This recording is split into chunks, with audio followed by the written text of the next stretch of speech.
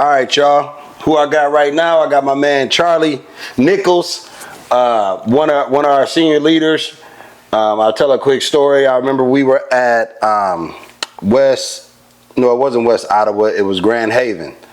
And you remember we were on the sideline, and I was talking to you, and I was just like, so what you got planned? What you got planned for next year? Yeah. And you're like, football. I'm like, oh, that's what's up, man. Where you gonna go? You like, I'm going here. Like, I'm like, oh man, I thought you was a senior the whole year. You know what I mean? So when you got hurt, I was devastated because I'm like, man, I can't believe you got hurt in the senior year.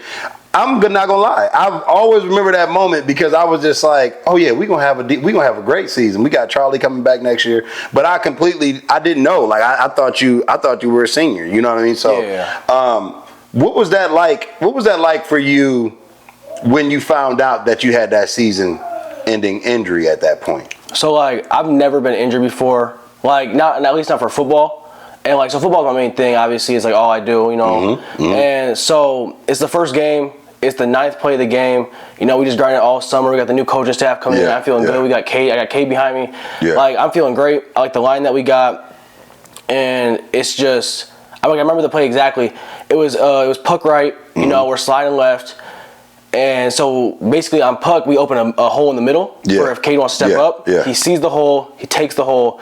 And then all of a sudden the DN comes crashing down, hits me in the knee. Yeah. Instantly I'm like, I felt something I never felt before. Yeah. I go down. I couldn't get up, couldn't walk. I just remember Castor and Spence coming out, helping me up. And like, I got up, I was like, okay, like, I don't know if it's just the adrenaline or something, you know what I'm saying? Like, I'm good. You definitely jumped up, like you was going back in, you're right. And then I just remember the team doctor was there, and he was just like, yeah, we'll see after halftime. Yeah. So he ices me up, I'm sitting on the table, I go in the locker room, and he's like, I need you to go practice, like doing like my stance, my steps, and I do it, and it just gives out. Yeah. And I'm just like, dang, you know what I'm saying? I just knew then, I was like, I know I'm not coming back for this game. Yeah. I've never been injured before. My mind's racing. I'm thinking knee. I'm thinking ACL. Yeah. I'm freaking out. Yeah. So I'm in the locker room, everything. I'm like, I go and tell him, like, I'm not going back in. He's like, I already knew you weren't going back in the way it looks. So next morning, me and my mom go to the doctor. Yep. I get an X-ray. I get like all my tests done and everything. And then I had to go and get an MRI. And they found out it's a complete MCL tear. No damage to the meniscus though. They said if meniscus was torn, then it would have been surgery. Yeah. So they're like, okay, you're a healthy guy. Knee looks fine. It's just completely torn in the MCL. We're just gonna naturally let it just recover. And honestly, for me, my experience with like physical therapy and everything, it was honestly not the best. Yeah. Because they kept giving me false hope. They're like, he'll be back in 3 weeks. Yeah. Yeah, I remember that. 3 weeks came and Spencer's like, all right, you ready? And I'm like, no, like I feel like I just got hurt yesterday. Yeah. So then they're like.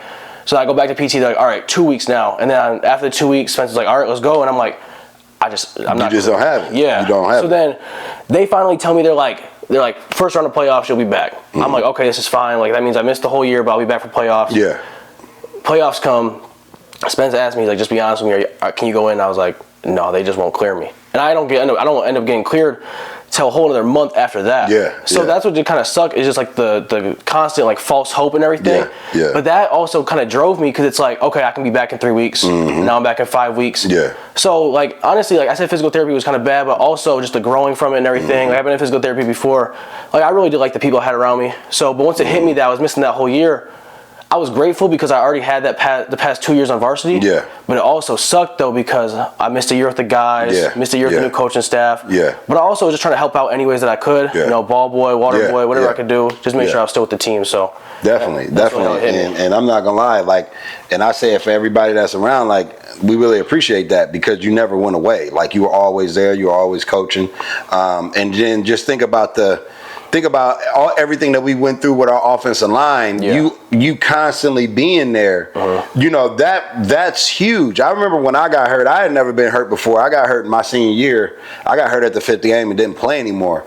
Honestly, it was more selfish of me, but I couldn't be around. Like, I just couldn't be around football at that point. It was like, it meant too much to me, and I had an unhealthy identity to football. Like, it was how I identified myself when it came to sports. So, you know, just you showing that character and doing things like that, that's the reason why we got you in here. You get what I'm saying? Because we want everybody to get to know you. So we'll start it off. I mean, I know I started off with that question, but that's like one of the biggest things that I wanted to ask. Like, how was it going through that? I was with you and around you, but I think it's important for kids to understand how to take a L, which is a lesson, and keep it moving in the right direction. Yeah, you never became somebody that was jealous of your teammates or anything like that. And it's just a lot more for us to look forward to this year. You get what I'm saying? For sure, yeah. So tell me, how did you first fall in love with football?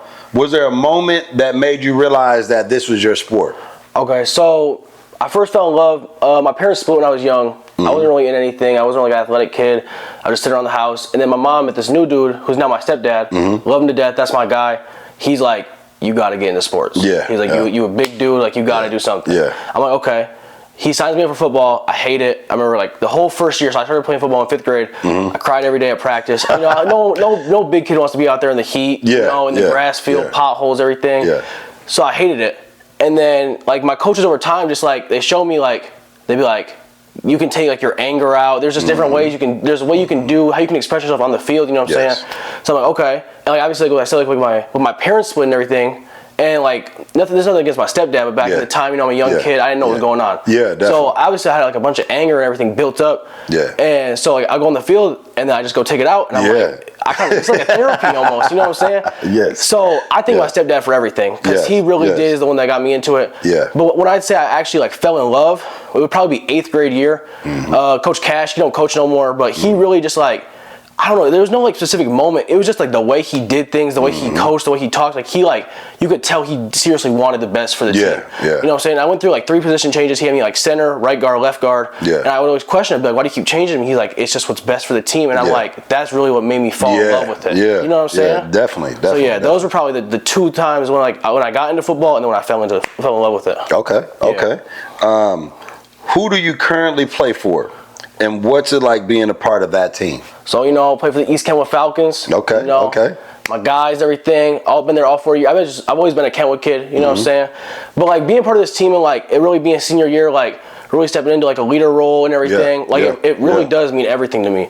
Like, we've been grinding all off season, like, like, I can't even, like, we was going in the mornings. We was going, you know what I'm saying? We were always grinding for it.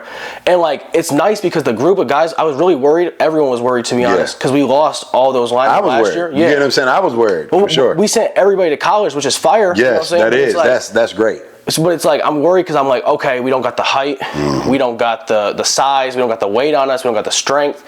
But then we started grinding, and I'm like, we don't need all that. You know what I'm saying? Football. We got some dudes that we got some players. Like we got like my buddy Xavier. You know what I'm saying? He's gonna play tackle for us. He's not even 6 foot. But this dude's technique, the way he drives in the ground, dude's a dog. You know what I'm saying? Bari, that's my guy. That is your twin. That is your twin right there. You know, I'm taller than Bari, but he doesn't want to admit it. But no, that's my guy though. Me and Bari, like we don't got the height or nothing, but we're some dogs. You know what I'm saying? Man, without a doubt, junkyard dogs, straight killers. And just like being like you said, like with this team and everything, we got the young dudes that are coming up, and it's like the 2s and the 3s, and like, but everyone's like, I don't know if it's because we started doing these off-season workouts. Everyone is like on the offensive line, like especially, is like locked in. Yeah. You know what I'm saying? Even the dudes that are playing JV, because the way Spence is combining everything. Yes. We got the JV dudes doing varsity type practices, and it's just like the way it's all building. Nobody's being left behind. Exactly. Yeah. And so that's where, like, if say someone does get injured again, like last year, like I really like Isaiah stepped in as soon as I went down. He was ready to go. You know, he didn't think he was gonna play.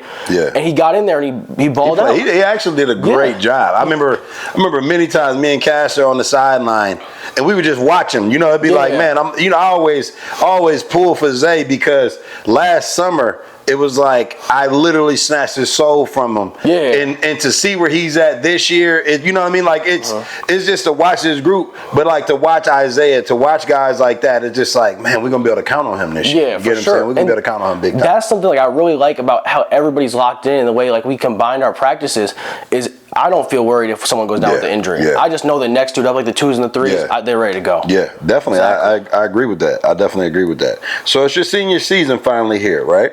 How are you feeling after coming back from a tough knee injury last year? Like, how are you feeling about approaching the game? I wouldn't want to say I'm scared. Obviously, no one wants to get injured again. You know what I'm saying? And like I said, I never dealt with the injury.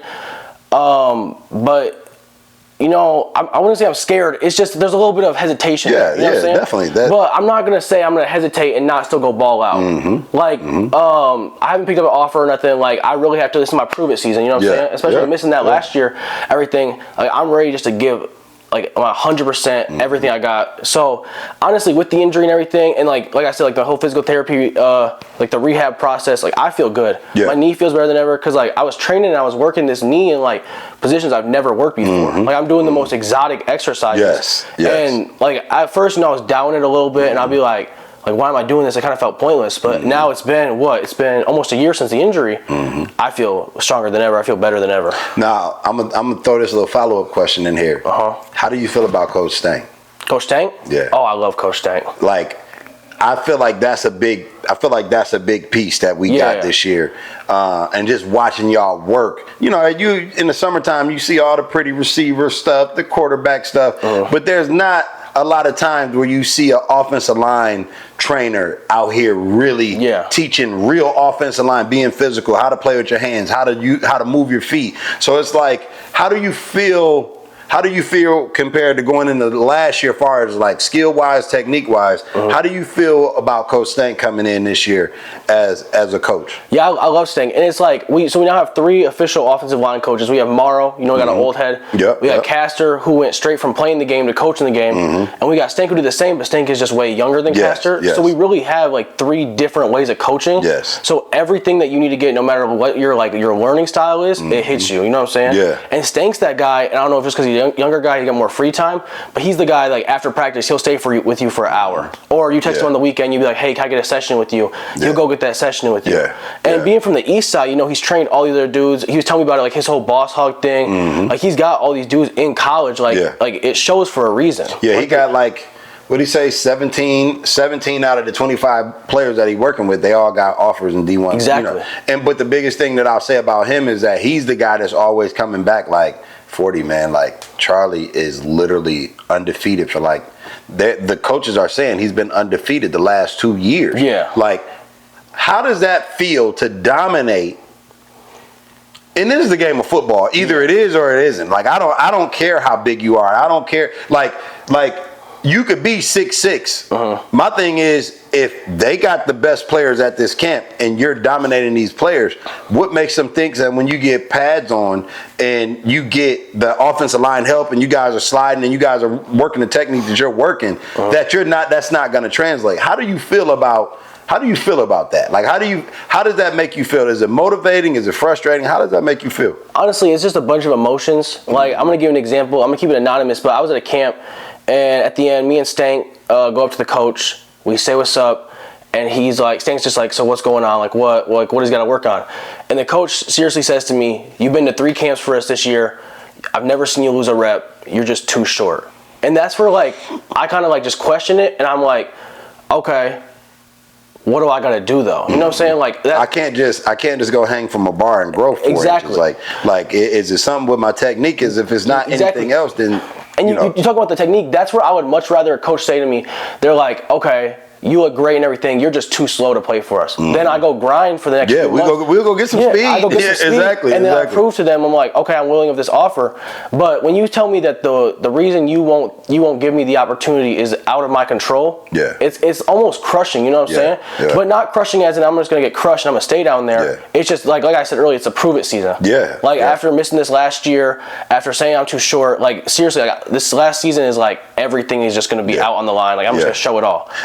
And the best thing about the game of football, and this is why I chose football, is because if I prepare 100% the right way, meaning if I can clean up my terrible reps throughout this week, and by the time I get to Thursday, I can have everything that I need in order, I know I'm gonna play well. Like, it's that one sport that if you prepare right, you're gonna play right. Like, you're gonna play well. So it's like, I would say just enjoy it, because you're writing your testimony right now. There are so many kids that, I was 140 pounds when I went to college. Like, they asked me, when did you realize you were small? I was like, I guess right now when I'm talking to you at 40-something years old. Like, you get what I'm saying? Like, it's never been a problem. Yeah, I can't go in and bench press 225 40 times, but when I get out on that field, I'm going to bench press your nipples off your chest, because I'm, you know what I mean? Like, so it's like, keep that hunger, man, and just remember what they said. Yeah, no, 100%. You get what I'm saying? Because what I'm starting to see is that the greatest players are the ones that they always got some stuff that has nothing to do with the actual game when it comes to something that they can control. Yeah. Like, tell me that I'm slow. Tell me that I'm soft. Tell me something, but don't tell me that I'm too short, because I can't control how tall I am. Yeah, and you're talking about the remember thing. This is something I do that I haven't told anybody this, but so like obviously the camp season's done and everything, whole month of June. Every school that this year has told me that I'm too short, I actually went and got a sticker or a poster, and I have it on my ceiling above my bed. Yeah. So every night when I go to bed, all I do is just look at those schools, and I'm just like, it's just like I'm gonna show you. Yeah, I can show you. I'm not too small to play for your school. Man, you know what I'm saying? Listen. All you got to do is show them when we take this run this year. You get what I'm saying? Like, because my thing is, you're at a camp. It's not like you're at Kentwood Community Play Day with the kids. You're going against, these are the best guys around here, right? You're the college coach, right? You got the best players here. So I'm going against the best that's going to be playing in 3 to 4 years anyway. So if I haven't lost a rep in 2 years, or whatever you say, clearly being short doesn't have anything to do with being great. You get what I'm saying? So keep grinding, bro. And like you say, like you're talking about, I'm going against the dudes that are the best. I'm at these camps, and then I'm beating these dudes, and then at the end, I'm seeing them get pulled aside by the coach, and then I go on Twitter later, oh, you got the offer, but I beat you. But see, you know what I'm saying? But I'm gonna say this, and I don't know what coach you're talking about. But I can guarantee them coaches ain't winning their leagues. They're not winning the recruiting battle. Because if you're recruiting something that's not up to par, if you're recruiting a loser, then you're gonna lose. It just is what it is. I don't care how good a coach you are, you're not gonna win if you're recruiting guys that have just lost. Like if we go 4 reps and you lose all 4 and he gets an offer and I don't because he's tall, you're just gonna have a tall bum on your team. It just is what it is. You get what I'm saying? You must need a roster spot, but just keep grinding, because the right coach gonna find you. You get what I'm saying? And I think you already know that. And like obviously, like you said, like the whole coach thing, it's nothing against the coaches. Like, you know what I'm saying? Like, no, it's not. It's just, I think everyone's under the stereotype that to be a collegiate lineman, you gotta meet a certain height requirement, a certain weight requirement. When I just honestly think it's BS. You know what I'm saying? If you can play, you keep saying, if you can play football, they're gonna find you. They're gonna find you. Listen, I can promise you that if you were in a hut somewhere off 100 miles off the road, and if you played on a football team that has huddle or it has an eye in the sky that's not gonna lie, because the film is not gonna lie. The film doesn't care how tall you are. The film doesn't care any of those attributes that have nothing to do with am I winning or not. They're gonna find you. Because you want to know why? It's too much money in college football for them to not win. They get paid great to not win.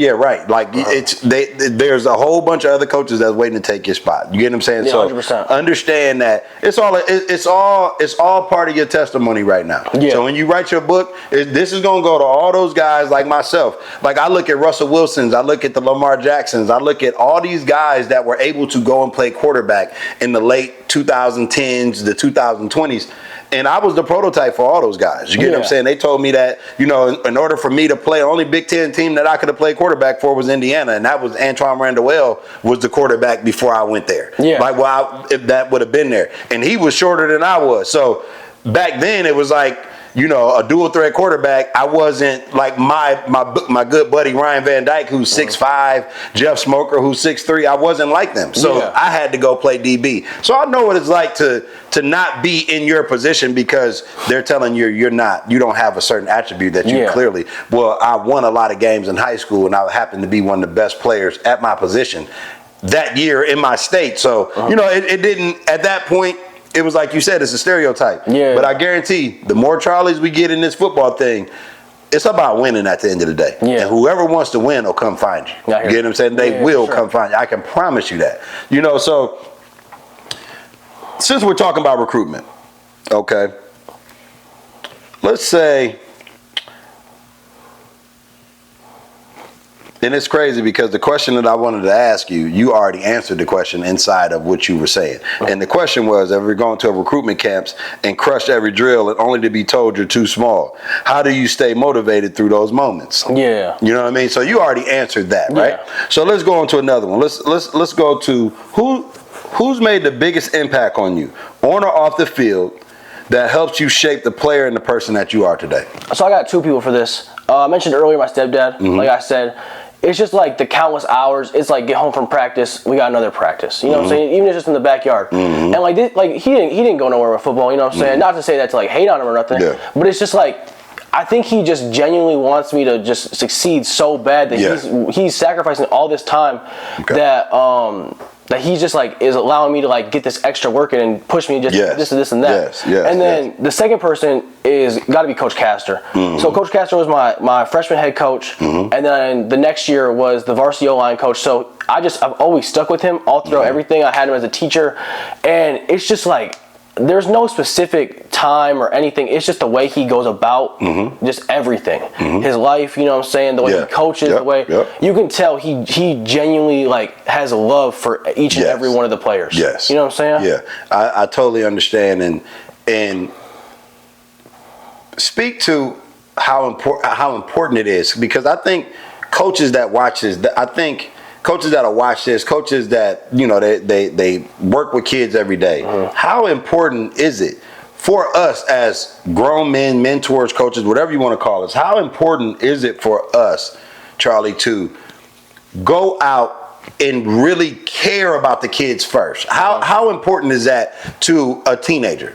Can you explain that? I think it's really just a trust thing. Like, you know what I'm saying? Like you're getting coached up every single day to do a certain technique, and like obviously like everyone's got a little bit of selfishness. You might think like, okay, this might be like, what is he talking about? You know, like I have a technique that I think is better than this. That's where I think if you learn how to love the player, you learn how to just create that connection, then a trust is just automatically just like, it's just set. You know what I'm saying? Yes. So then with that trust being set, then I'm like, okay, I want to do it this way, but he's telling me to do it this way. I'm going to trust that because I know he has the knowledge to back it up. He has the experience to back it up.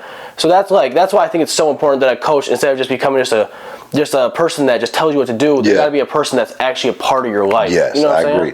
And the reason why I asked you that is because my coach, Coach Kyle Feldman, when I was in high school, it hit me about midway through my 9th grade year, 10th grade, like I would say 9th grade year, that even if I don't understand what he's saying, I trust him so much that regardless, even if he's not calling the right play, I'm going to do exactly what he's saying, because it's like I know that he cares about me enough to not put me in a bad situation. Yeah, for sure. You get what I'm saying? Yeah. And that trust is so...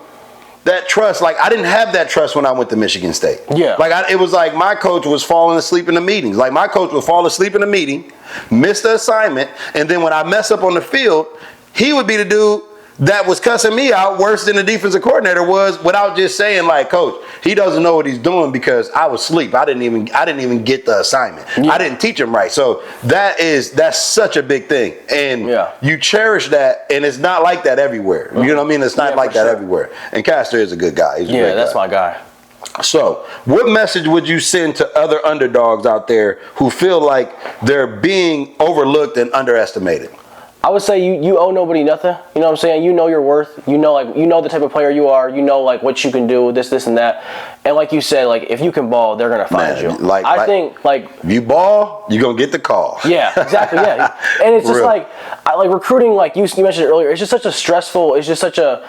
There's no word really for me to describe it. It's just such a complicated thing. You know what I'm saying? Yes. And I would say too many players get actually caught up in the offers, the rankings, this and that. Yes. Like something I want to highlight, like my guy Matthias. You know what I'm saying? He never got like all conference. He never got honor like that. But he's going to ball out. He had GLIAC offer. He's going to ball out. He's going to go play D2 ball. Yeah. Like the rankings, this and that. They don't matter. They don't, bro. You know what I'm saying? So like my message really is just if you do the work is going to show. Yes. Obviously if you don't put the work in, it's not going to show. Yes. You know what I'm saying? If you just keep balling out and you keep doing the extra stuff, not just the required stuff, you got to do it beyond the required stuff. Like they're going to find you. Yeah, you know no doubt. And that is so true, Charlie. Like I can honestly say that I was a highly recruited, one of the most highly recruited kids from my area ever. I never gave a damn about I never cared about that. Like my thing was, can I win a league championship for my team? Yeah. That's all I cared about. Like I would care more about, I've been playing with these dudes since I've been 8 years old. Yeah. This is the last couple games I'm ever going to play with these dudes again. You get what I'm saying? So it's like, you're right, man. Like, I see so many people care about the recruiting, and it's like my dad was talking to me like, you never cared about none of that. I'm like, because what I do on the field is gonna show more than me going to this camp and running around in my t-shirt and my shorts, and you know what I mean, and me trying to see how many letters. Man, that does not matter, because at the end of the day, you still gotta go lace them up and snap them chin straps on and ball. You get what I'm saying? So last question. What are your biggest goals for this senior season and beyond football? Where do you see yourself at the high school? Okay, so like you talk about goals and everything, and I want to highlight Matthias again.